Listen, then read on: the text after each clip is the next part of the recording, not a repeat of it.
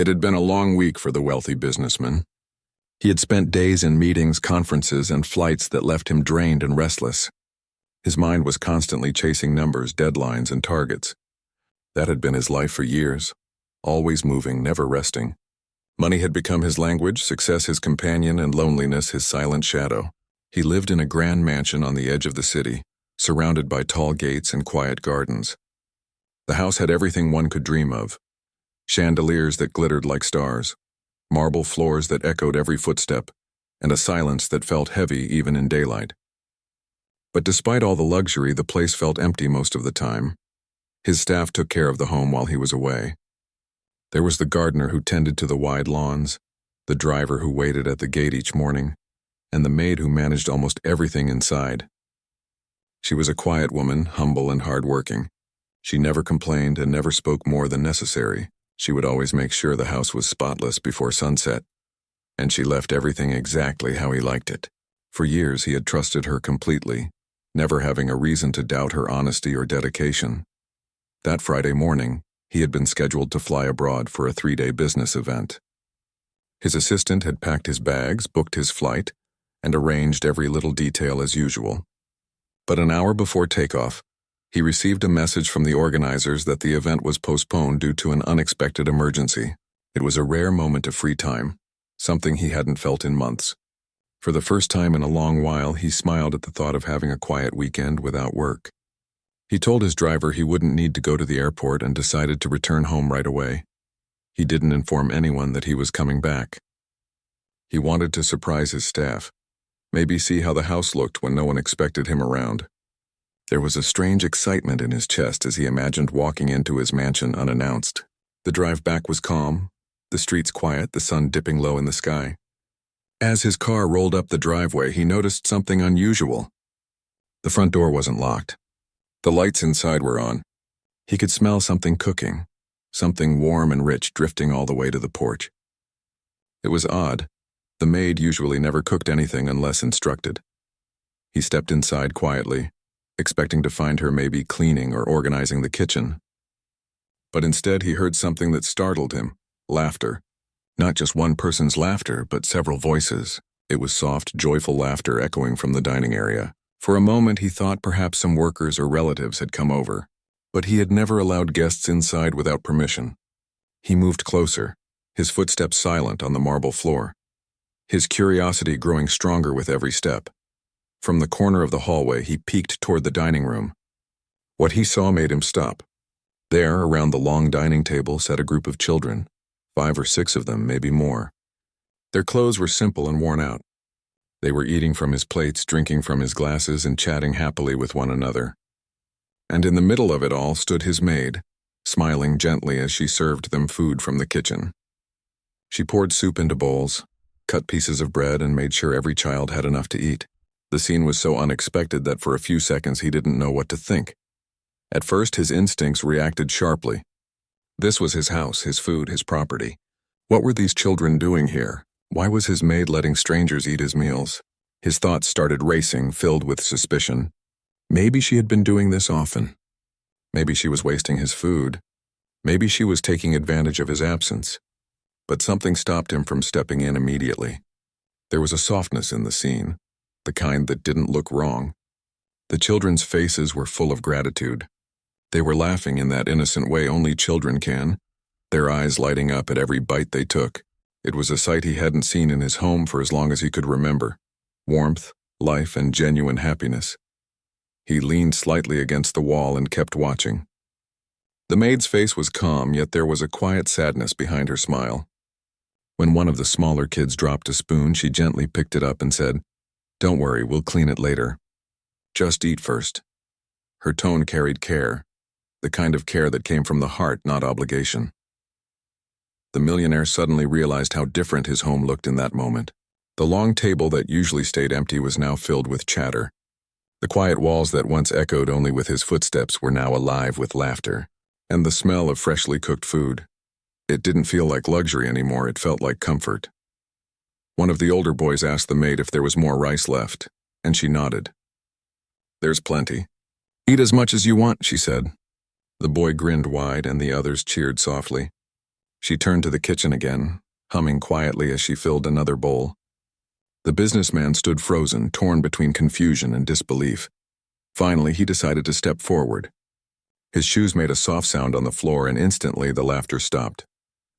The children turned around, their smiles fading. The maid's hands froze mid-air as she looked up and saw him standing there. For a moment, no one moved. The room went completely silent. He could see the fear in her eyes, fear that she had been caught doing something wrong. The children looked frightened too, unsure if they should run or stay. He didn't raise his voice. He simply said, "What's going on here?" His tone was calm but firm, the kind that made the maid's eyes drop instantly. She tried to speak, but her words came out shaky. "Sir, I'm sorry," she said softly. "I didn't mean any harm. These children..." She looked at them with a trembling smile. "They live nearby. Their families are struggling. Sometimes they don't have food at home. I couldn't see them hungry, so I made them something to eat. I thought you wouldn't mind since most of this was extra." He stared at her for a few seconds. The maid's voice carried guilt but also honesty. She wasn't lying. She truly believed she had done something small but good. Still, he didn't respond. He looked at the children. They were thin, their clothes faded. One of the little girls clutched a piece of bread tightly, as if afraid it might be taken away. Another boy had tears in his eyes, whispering, "I'm sorry, sir." That whisper hit the millionaire's heart in a strange way. He hadn't done anything, yet the child was apologizing to him for eating. He suddenly felt uncomfortable, not because of what happened, but because he didn't know how to react. He had spent his whole life controlling situations, employees, projects, deals, but this moment felt out of his hands. The maid stepped closer, her hands folded. "Please, sir, I'll pay for everything I used. I just couldn't let them go hungry again." Her voice cracked at the end of her sentence. He looked around the table once more. The plates were mismatched, the tablecloth had stains, and the children were sitting on chairs that looked far too big for them. Yet there was something pure in the air, something his mansion had been missing for years. He wanted to be angry, but he couldn't find the words. Instead, he sighed and said quietly, "You should have told me." The maid nodded quickly. "I know, sir. I was afraid you'd be upset. I'm sorry." He didn't reply. He simply turned around and walked out of the room, leaving everyone in silence. But as he walked down the hall, something inside him stirred. For the first time in years, he had seen his home filled with life. He had seen children smile in a place where even he couldn't find peace. He sat down in his study, his mind spinning with thoughts. He couldn't stop picturing the maid's trembling hands, the children's innocent faces, the way they had said thank you between bites of food. He felt something heavy in his chest. Not anger, not disappointment, but something unfamiliar. Maybe it was guilt. Maybe it was realization. Or maybe it was just the sound of his own heart waking up after being silent for too long. That night, the mansion went quiet again. The children had gone home. The maid cleaned up everything and left a note outside his door, apologizing once more. But he didn't sleep much. He sat near the window looking at the stars, thinking about how a simple act of kindness could change so much. He didn't know yet that what he had witnessed that evening would change his life forever. But deep down, a small part of him already knew. Something had shifted. Something important had started, and it began with a meal shared at his own table. The night felt longer than usual. The house was quiet again, but something in the air had changed. The man sat by his window staring at the empty garden outside. Normally, after a long day, he would pour himself a drink and review his business notes. But that night he couldn't bring himself to focus. His mind kept going back to the image of those children sitting at his table. Their laughter, their smiles, and the way they looked at the maid. It all stayed with him like a shadow. He tried to reason with himself. Maybe he was being too soft. Maybe he should have been strict. It was his house after all, and no one had the right to use it without his permission. But deep down he couldn't ignore the truth. What she did wasn't for herself. She didn't take anything for greed. She did it because she couldn't watch those children go hungry. He closed his eyes for a moment, remembering her words. "I just couldn't let them go hungry again." That line echoed in his head. It was simple, yet it carried a weight that made him feel uneasy. He had seen hunger before, not in others, but in himself. When he was young, before he became successful, he knew what it meant to have nothing. He had gone to bed many nights with an empty stomach and dreams bigger than his circumstances. But as the years passed and money became his safety net, he had buried those memories deep inside him, as if they never happened. Maybe that's why her act touched something in him. It reminded him of who he used to be. The next morning he woke earlier than usual. The maid arrived as she always did, quietly entering through the side gate with her old handbag and a modest smile. She looked nervous, unsure of what awaited her. She had barely slept either, fearing she had lost her job. She walked straight into the kitchen, set down her bag, and started cleaning without being told. He watched her from a distance for a while. She moved slowly, carefully, as if any wrong step might cause more trouble. He could sense the guilt on her face. But there was something else too, a sense of peace, like someone who knew she had done the right thing, even if it cost her everything. After a few minutes, he walked into the kitchen. She froze when she saw him. Her hands were trembling slightly as she wiped the counter. "Sit down," he said softly. She hesitated, then pulled out a chair and sat down. Her eyes stayed on the floor. He didn't sound angry, but she could still feel the weight of the silence between them. He looked at her for a moment before speaking. "You could have asked me," he said. "Why didn't you?" Her eyes lifted slowly. "I was afraid you'd say no," she whispered. "I didn't want to upset you. But those children, they were hungry. Their parents work hard, but some days they don't have enough. I couldn't watch them suffer when I had food here that would go to waste." He leaned back in his chair, listening carefully. There was honesty in her voice. No excuses, no lies, just truth. "Do they come often?" he asked. She nodded slowly. "Not always. Only when things get really bad. Sometimes I make them soup or rice from what's left here. I don't take anything that's needed for you, sir. I only use what would be thrown away or forgotten." He didn't know how to respond. A part of him still felt uneasy about it, but another part respected her deeply.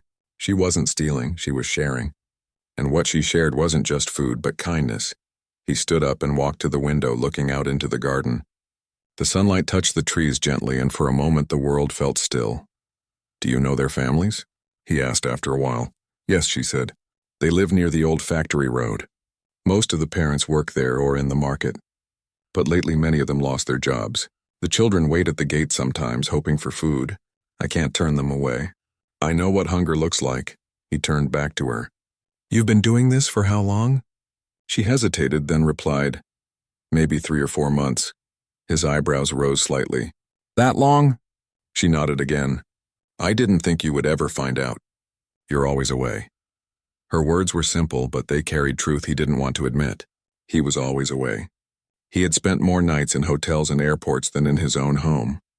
He knew every corner of his mansion, but nothing about the people who worked for him, or the ones who lived beyond his gates. He sighed deeply and said quietly, "You shouldn't have done it without telling me." "I know," she said quickly, her eyes filling with tears. "Please forgive me." "I'll never do it again." He paused for a moment. Then to her surprise, he said softly, "I didn't say you shouldn't help them. I said you shouldn't do it without telling me." She looked up, confused. He continued, "Next time, tell me first. If you want to help them, we'll find a better way to do it." Her eyes widened slightly. "You're not angry?" He shook his head slowly. "I was, but not anymore. You did something kind. You reminded me that not everything in life is about money." Her tears rolled down silently. She tried to speak, but couldn't. He stood there quietly, letting the moment settle. For the rest of the morning, he didn't talk much. He sat in his study thinking about what had just happened. It had been years since anyone had made him feel this kind of reflection. The world he lived in was built on results and profits, deals and numbers. But here was a woman with almost nothing, doing something purely out of compassion. Later that afternoon, he went for a walk around his estate. He saw his expensive cars, his big swimming pool, and the guest rooms that had barely been used. All of it suddenly felt unnecessary. What was the point of owning so much when others just outside his walls had so little? He thought about the children again. Their laughter, their small hands clutching spoons, their wide smiles when food was served. That memory warmed his heart, but it also made him restless. He knew he couldn't ignore it anymore. That evening, he made a decision. The next morning, he told the maid to take a day off. She looked worried, thinking maybe he had changed his mind. But he told her gently, "Don't worry. Just rest today. You've done enough work this week." When she left, he called his driver and told him to take him to the old factory road, the place she had mentioned. It had been years since he had gone anywhere near that area. When he arrived, he saw small, broken houses, narrow streets, and children playing barefoot. Some waved at the car, smiling, unaware of who he was. He got out and walked a little. The smell of dust, smoke, and life filled the air. He saw mothers washing clothes in buckets, men sitting under trees looking tired, and kids laughing with nothing but a stick and a plastic ball. It was a world he had once known but long forgotten. He saw one of the little boys from his dining table. The child recognized him too and froze for a moment, unsure whether to run or stay. The man smiled softly and said, "Don't worry, I just came to see how you're doing." The boy grinned shyly and said, "Thank you for letting us eat, sir." He didn't know what to say. He simply nodded. On his way back to the car, his heart felt heavier but also clearer. He had seen what his maid had seen: hunger, struggle, and hope all living side by side. That night he sat by his window again, but this time the silence didn't feel empty. He understood something he had forgotten long ago: the value of small acts, the beauty in kindness, and the difference one heart can make. When the maid returned the next day, he called her into his study. She looked nervous again, but he smiled gently. "I went to see those children," he said. Her eyes widened. "You did?" He nodded. "They're good kids. They deserve better." She lowered her gaze, unsure of what he meant. He said softly, "You've done something I should have done long ago. You saw them. You cared. From now on, if you want to help them, I'll support you. But we'll do it properly." Her mouth fell open slightly in surprise. "Properly, sir?" "Yes," he said with a faint smile. "No more hiding. No more fear. We'll make sure they never go hungry again." She covered her mouth with her hand, tears filling her eyes once more. For the first time he smiled too, not the polite, distant smile he gave at business meetings, but a real one. He didn't know what shape his decision would take yet, but deep inside, he knew this was just the beginning of something bigger, something that would change not only the children's lives, but his own as well. The next few days were quiet but different. Something had shifted inside the man. He still went about his daily routine, but his thoughts kept drifting back to that moment. The children sitting at his table, their laughter filling the silence of his house. The sound had somehow stayed with him, echoing in the empty halls. He didn't feel angry anymore. Instead, he felt something unfamiliar, a mix of curiosity, guilt, and warmth. He began to notice small things he had never paid attention to before. The leftover food that was thrown away each evening. The lights that stayed on in rooms no one entered. The way his pantry was always filled with more than he could ever need. For the first time, he realized how much was wasted in his home, while others outside those tall gates went hungry. He didn't talk much about what he had seen on the old factory road, but it stayed with him. Those narrow streets, those children playing barefoot, the mothers who smiled even when life gave them little. It all opened his eyes to a world that existed just beyond his comfort. He had spent years building walls around himself, both real and emotional. But now cracks had begun to show, and through those cracks compassion was quietly entering. One morning, while having breakfast, he looked at the maid and asked, "How many children usually come?" She looked surprised by his question. "Sometimes 5, sometimes more," she said softly. "It depends. Not all of them come every day. Some come only when their parents can't bring food home." He nodded slowly, thinking for a moment. "And do you cook for them every time?" "Only when I can," she replied. "Sometimes I don't have enough ingredients, but I try to share what I can manage." He didn't say anything else right away. He just kept eating in silence, though his mind was already racing with thoughts. After finishing, he put down his spoon and said, "Tomorrow I want you to cook again for them. But this time I'll join you." Her eyes widened. "Sir?" He smiled faintly. "Yes, I want to see how you do it." The next day she arrived early as usual. She looked unsure but went about her work. He came down to the kitchen soon after, dressed casually without his usual air of formality. She had never seen him in that way before, relaxed, almost humble. He watched as she began to prepare the meal, cutting vegetables, stirring the pot, tasting the broth. He noticed the care in every movement. She didn't rush. She didn't waste. Every step was done with thought and heart. He asked, How long have you been cooking like this? She smiled shyly. Since I was a child. My mother taught me to always cook a little extra. She used to say, "You never know who might be hungry today." Those words touched him. He stood silently for a while watching her work. When the food was ready, she packed it neatly into containers. He helped her carry them, something she never imagined he would do. When they reached the old road, the children were already there, waiting near the small gate by the fence. The moment they saw her, they ran forward, their faces lighting up. "You came!" one of them shouted joyfully. But when they saw the man walking behind her, they paused, unsure. The maid smiled and said gently, "It's all right." He came to help. The children exchanged nervous glances, but soon relaxed when they saw him carrying containers of food. He smiled softly, and the tension in the air disappeared. They all sat down on the ground, forming a small circle. The maid began to serve the food, and the man quietly watched, his heart growing heavier with every spoonful she handed out. The children didn't just eat. They cherished every bite. They thanked her, laughed together, and shared stories as they ate. He had never seen such simple happiness before. He sat down nearby, listening to their laughter. One of the boys looked up at him and asked, "Sir, do you live in that big house?"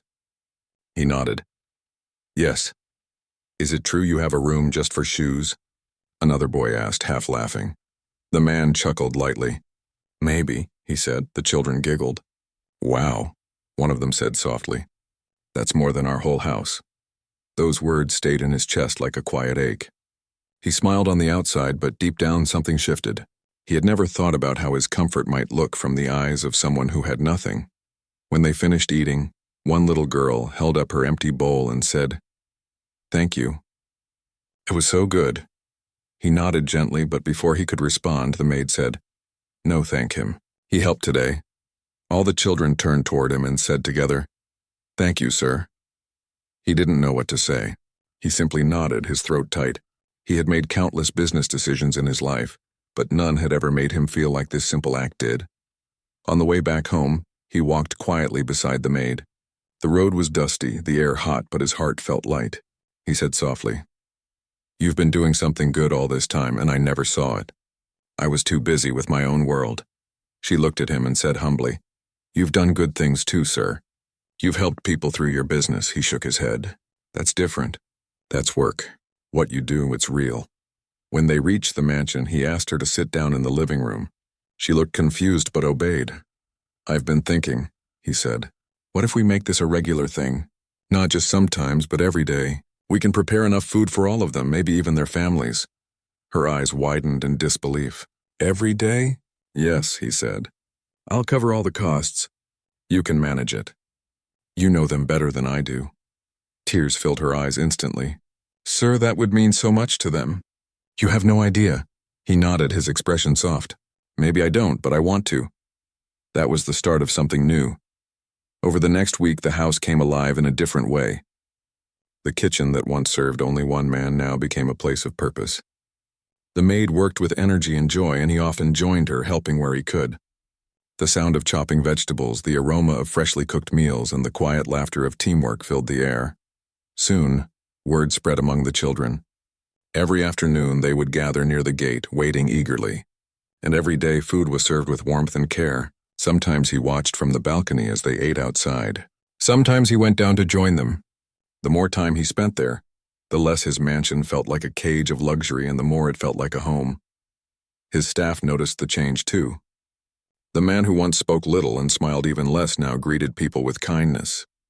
He spent more time walking around the garden, thinking about ways to help the community. The maid noticed how his eyes no longer carried the same coldness. One evening, as they cleaned up after another meal, she said quietly, "You've changed, sir." He looked up, surprised. "Changed?" "Yes," she said, smiling softly. "You seem lighter, happier." He thought for a moment and replied, "Maybe I am. I used to think money was the only thing that mattered. But lately I feel richer doing this than I ever did signing any deal." She nodded. "Kindness makes the heart rich, sir." Her words lingered in his mind long after she left that night. Days turned into weeks, and their small act of kindness grew into something bigger. He began setting aside part of his budget for food, supplies and clothes for the children. He didn't tell anyone outside his circle. No media, no announcements. It wasn't about recognition. It was about meaning. Sometimes when he looked at the children playing after their meals, he thought of his younger self, the boy who once dreamed of success just to escape hunger. And now, standing there as a man who had everything, he realized true success wasn't about what you owned. It was about what you shared. For the first time in years, he felt proud, not of his wealth, but of his heart.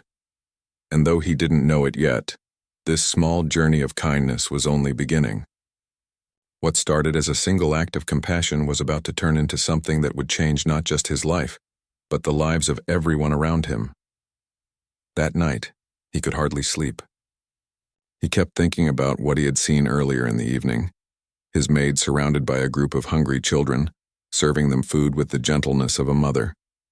Every time he closed his eyes, he saw their faces, those innocent smiles, and that little girl's soft voice saying, "Please don't be mad at her." For most of his life, he had believed that money was everything. Success meant numbers, not feelings. He had worked day and night, chasing deals, building his name, and guarding his privacy like it was treasure. He always thought he knew what mattered. But that night, lying awake in his big, quiet room, he realized how empty it all felt. The mansion was silent, too silent. The ticking clock on the wall was the only sound he could hear. It echoed through the empty halls, reminding him of how alone he really was. He got up and walked to the window, looking out over his large garden. The night air was still. The city lights flickered in the distance. He had all this land, all this luxury. Yet the thought of a few children eating in his kitchen had shaken him more than any business failure ever had. He poured himself a glass of water and sat in his study. There on his desk lay his daily planner filled with meetings and schedules. Every page was about money, profit, or expansion. Nothing about kindness, nothing about giving. He couldn't remember the last time he had done something for someone without expecting anything in return. As he sat there, he began to recall his own childhood. He wasn't born rich. In fact, he grew up in a small house with parents who struggled to make ends meet. There were nights when he, too, had gone to bed hungry. His mother would always smile and say, "Tomorrow will be better." He remembered how she would give her own portion of food to him, pretending she wasn't hungry. It had been years since he thought of those days. Somehow, as his wealth grew, those memories faded, buried under layers of ambition.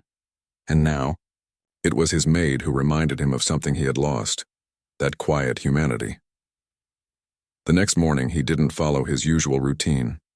Instead of leaving early for his office, he stayed home. The maid moved carefully around the house, still nervous after the previous evening. She avoided eye contact, keeping her head down as she cleaned. When he entered the kitchen, she froze for a moment, unsure whether to greet him or stay silent. He spoke calmly. "Sit down for a moment. I need to talk to you." She hesitated. "Sir, I can finish this first." He shook his head. "No, please, sit." She sat across from him, her hands tightly folded in her lap. Her eyes showed fear. Fear of losing her job, fear of being scolded. But he wasn't angry anymore. He was curious. He asked softly, "How long have you been feeding those children?" She hesitated before answering. "A few months now," she said. "They live nearby. Their parents. They can't always feed them. I started giving them some leftovers once or twice, then they began coming more often. I didn't mean any harm." He nodded, listening quietly. She went on, "Sometimes I used a bit of my own money to buy extra rice or bread. I didn't want to waste your food either, but I couldn't say no to them. They're just kids." Her voice broke slightly and she lowered her eyes. "I know it was wrong to do this without asking. I was scared you'd think I was stealing or taking advantage." He sighed and leaned back in his chair. "Why didn't you just tell me?" She smiled weakly. "Because people with power, they don't always understand. I thought you wouldn't care." Those words cut deep. He realized that was exactly how people saw him. Powerful, wealthy, unreachable. Someone who lived behind walls of money. And maybe they were right, he asked. "Who are those children? Where are their parents?" She explained everything. Their families lived in a nearby neighborhood, struggling to survive. One father lost his job, another family's mother was ill, and some were raised by grandparents who could barely afford food. She had met them by chance when she found one boy trying to collect fallen fruit outside the gate. From that day, she started cooking a little extra whenever she could. The more she talked, the more silent he became. He realized how much suffering existed just outside his world of comfort. The children were only a short walk away from his mansion, yet he had never noticed them. He had built such high walls that he couldn't even see the reality beyond them. When she finished, he said quietly, "You could have lost your job for this." She looked down. "I know, but I'd rather risk that than ignore hungry children." There was no pride in her voice, just honesty. He could tell she meant it. He stayed silent for a long time, then said something that surprised her. "You did the right thing," her eyes widened. "Sir, you did what I should have done," he continued. "You showed compassion. You saw something I didn't. I should be thanking you, not scolding you." Tears filled her eyes, and she quickly wiped them away. "I don't deserve your thanks, sir. I just did what I thought was right." He smiled faintly. "And that's exactly why you deserve it." The maid sat quietly, unsure how to respond. She had expected anger, but instead, she saw understanding in his eyes. He stood up and walked to the window. "Those kids, when will they come again?" She shook her head slowly. "They might be too scared now. They saw you. They probably think I'll be in trouble."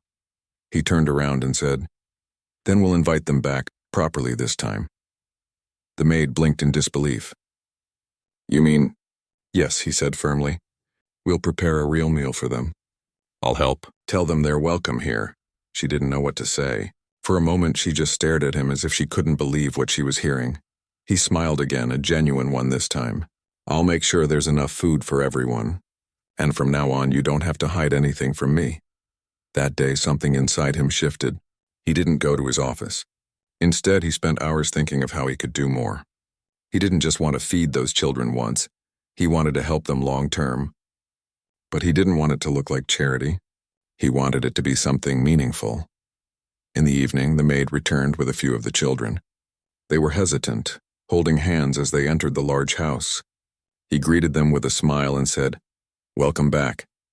The children looked at each other, surprised. He invited them to sit at the table again, and together they had a warm meal.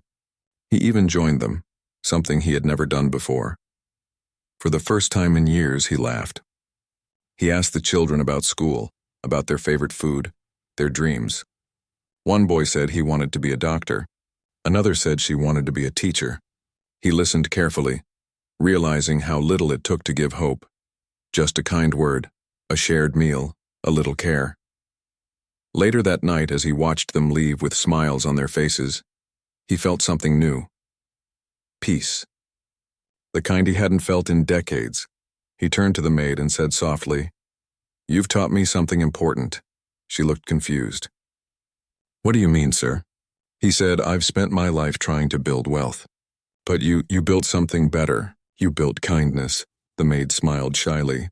"Kindness doesn't need money, sir. It only needs a heart." Those words stayed with him long after she went to bed.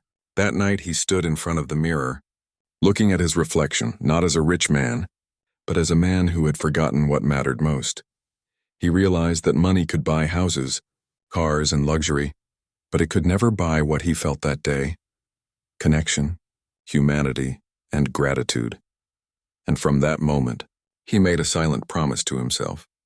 He would not let his wealth isolate him anymore. He would use it to bring warmth to others.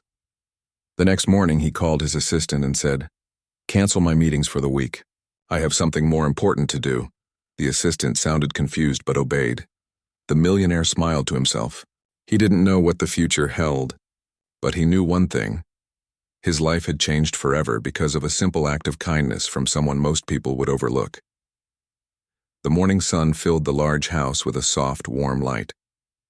For the first time in years, the mansion didn't feel cold or lonely. It felt alive. The man walked through the halls slowly, noticing things he had never paid attention to before. The quiet beauty of his garden, the way sunlight touched the dining table, the smell of breakfast coming from the kitchen. Everything seemed different, even though nothing had changed on the surface. What had changed was him. He saw the maid in the kitchen already at work. She looked up quickly, nervous at first, then relaxed when she saw him smiling. "Good morning," he said gently. "Good morning, sir," she replied, still a little unsure how to act after the last few days. He walked over and leaned on the counter. "I've been thinking about what you said yesterday," he began. "About the children, and about kindness." She paused her work, waiting for him to continue. He said, "You opened my eyes. I spent my life making money, but I never thought about how many people could be helped with it. You reminded me that success means nothing if it doesn't touch lives." She looked surprised. "I didn't mean to teach you anything, sir. I just did what anyone would do." He smiled softly. "Not everyone would do what you did. Most people would turn away. You didn't." The maid lowered her eyes, embarrassed but touched. He continued, "I want to do something. Not just feed those children once in a while. I want to make sure no one in that neighborhood goes hungry again." Her eyes widened. "You mean?" "I want to start a community kitchen," he said firmly. "A place where anyone can come for a warm meal every day. No questions asked, no judgment. You'll run it if you're willing." For a moment she couldn't speak. "Me run it?" "Yes," he said. "You've already shown you know how to care. I'll handle the money, but you'll handle the heart." Tears welled up in her eyes. She had never imagined something like this. "Sir, I don't know what to say," he smiled. "Just say yes," she nodded slowly, her voice breaking. "Yes, of course," he patted her shoulder gently. "Then let's begin." Over the next few days, the mansion was busier than it had ever been. Workers came and went, building a small open space near the back garden that could serve as a temporary kitchen until a proper one was made. He personally visited the neighborhood with the maid, speaking to the families, listening to their problems. The people were hesitant at first. They didn't expect a wealthy man like him to care. But when they saw his sincerity, their fear slowly turned into gratitude. He met children who reminded him of his own younger self. Curious eyes, big dreams, but small means. One boy said he wanted to be an engineer but had no books to study. Another said he wanted to help his mother buy medicine. Each story touched him deeply. The maid stayed by his side the whole time, helping translate, organizing names, and noting down what the families needed most. She had known their struggles long before he did. Now he saw how much compassion she carried in her quiet heart. Within a week, the community kitchen was ready to open. On the first day, they cooked simple food, rice, lentils, and vegetables, enough for nearly 50 people. The smell of warm food spread through the air, and slowly people began to come. Some were shy, standing at a distance. Others came with their children, smiling nervously. The man stood at the entrance, greeting each one personally. He didn't act like a rich man handing out charity. He acted like a neighbor welcoming guests. He helped serve plates, poured water, and even sat down to eat with them. The maid watched quietly, her eyes filled with emotion. She had worked in that mansion for years, but she had never seen her employer like this. Relaxed, laughing and connecting with people. At one point, one of the little girls who had been there the first night came running up to him. She hugged his leg and said, "Thank you for the food." He bent down and smiled. "You're welcome, little one. There will always be food here, okay?" The girl nodded happily and ran back to her friends. That simple moment made his chest feel warm. It was small, but it meant everything. Word spread quickly through the neighborhood. Soon the kitchen became more than just a place for food. It became a meeting point, a safe space where people could talk, share stories, and help each other. Some local shopkeepers began donating ingredients. A baker offered bread every morning. Even people with little began to give what they could. And through it all, the maid managed everything with calmness and care. She made sure no one left hungry, no child went unnoticed, and every visitor felt respected. Weeks passed, and the man found himself spending more time there than at his office. His business continued to run smoothly, but his priorities had shifted. He began to see life differently. He started noticing the small things, the sound of laughter, the smell of food cooking, the joy in giving without expecting anything back. He realized that money had never been the problem. It was how he used it that mattered. One evening, after everyone had left, he stood with the maid watching the sunset over the small kitchen they had built together. The sky was painted with shades of orange and gold. The air smelled of fresh bread, he said quietly. "You know this place. It changed me," the maid smiled. "It changed all of us, sir," he nodded slowly. "I used to think happiness came from owning things, but it comes from moments like this. From seeing people smile because of something good you did." She looked at him thoughtfully. "Sometimes all people need is a little kindness to keep going." He turned to her. "You gave them that kindness first. You started all this." She shook her head gently. "No, sir, you did. You chose to see it and make it bigger. Not everyone would do that. He smiled, humbled by her words. From that day forward, he made it a habit to visit the kitchen every morning before work. The children would wave at him, some running up to show him drawings or small gifts they had made. He kept every single one. He also began supporting schools offering free lunches for students. Slowly, his example inspired other business owners to do the same. What started as a quiet act of kindness spread like a gentle ripple through the community. Months passed, and the community kitchen grew into a small foundation. Volunteers joined, donations came in, and the once empty back garden of his mansion became a symbol of hope. One afternoon, a reporter came to interview him for a local newspaper. She asked, "What inspired you to start this?" He smiled and looked toward the kitchen where the maid was laughing with a group of children. "It wasn't a plan," he said. "It was a lesson. One I learned from someone who reminded me what kindness really means." The reporter asked, "And what lesson is that?" He replied, "That it doesn't matter how much you have. It matters how much you give." When the article was published, people from all over the city praised his generosity. But he knew the truth. The real credit belonged to the woman who had once been afraid of losing her job for feeding a few hungry children. Years later, when people talked about him, they didn't mention his wealth or his companies. They talked about his heart. They talked about how one simple act of kindness had transformed not just a few lives, but an entire community. And every time someone asked him where it all began, he would smile and say, "It started the day I came home early." The mansion, which once stood as a symbol of wealth, became a symbol of compassion. The laughter of children often echoed through its halls, and the smell of food and joy filled the air. He had found something greater than money. He had found purpose. And in quiet moments, he would often think back to that night, the surprise, the confusion, the revelation, and he would whisper to himself, "Thank you.